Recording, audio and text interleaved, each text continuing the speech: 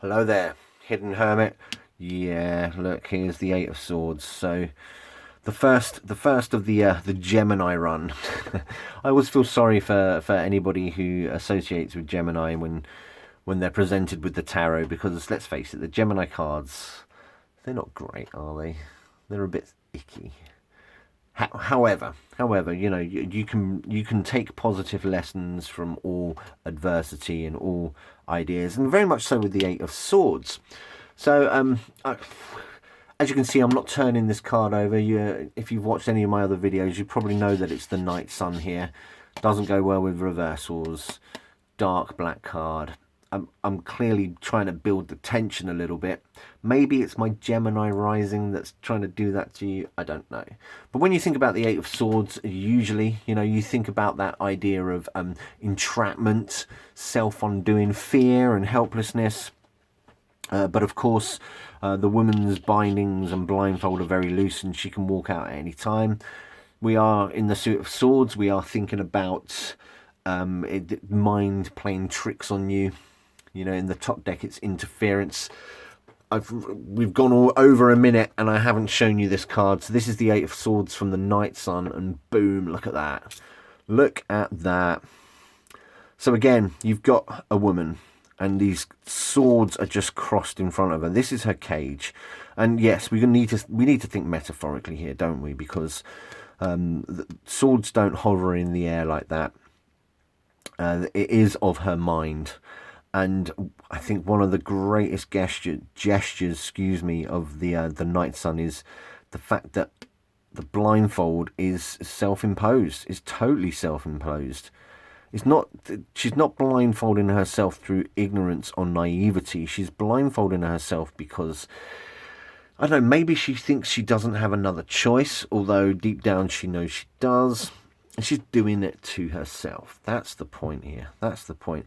She's even got one hand on one of the swords. She's putting that cage in front by herself.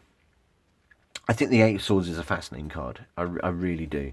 And in many ways, if you get a tricky reading, if you get a reading that's not going particularly well, and the Eight of Swords comes up, then you kind of realise that this is the key to unlocking the struggle, the strife of the situation. I think you know that it's self-imposed. Astrologically, the Night Sun's very good at telling us that it's Jupiter in Gemini, and Jupiter is very much in his detriment when it passes through Gemini. And Jupiter doesn't like being in Gemini. Gemini, with its mercurial, talkative, restless nature, Jupiter can't bring any of its expansion to it. Mercury is just too quick, it's just too fluid. I think the reason why I said the word fluid is because I'm thinking about the actual element of Mercury. At room temperature, it is a fluid. The planet Mercury is pretty quick as well. Jupiter, although it does bring expansion, likes to take its time. But there you go. There isn't much more I can say really about the Eight of Swords from the Night Sun. The book there's a term in the book that says total vision, which is incredible, because the vision here is obscured, but by your own doing, which kind of suggests that if she just lifts her hand away and open her eyes, then the situation would potentially clear up pretty swiftly once Jupiter's out the way. Once you can apply that Mercury Gemini energy. The book also says censorship, concentration, frustration as well. But if it comes out ill-dignified, then you're latching onto that more positive aspect of the Eight of Swords. So you can think about a sense of calm, a sense of, once you realise that it is your own doing, then okay, it's not as bad as what I thought, really. Cracking image, though. I do love it.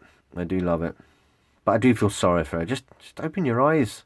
Just open your eyes. Everything's going to be A-okay. So there you go. That is the Eight of Swords from the Night Sun Tarot.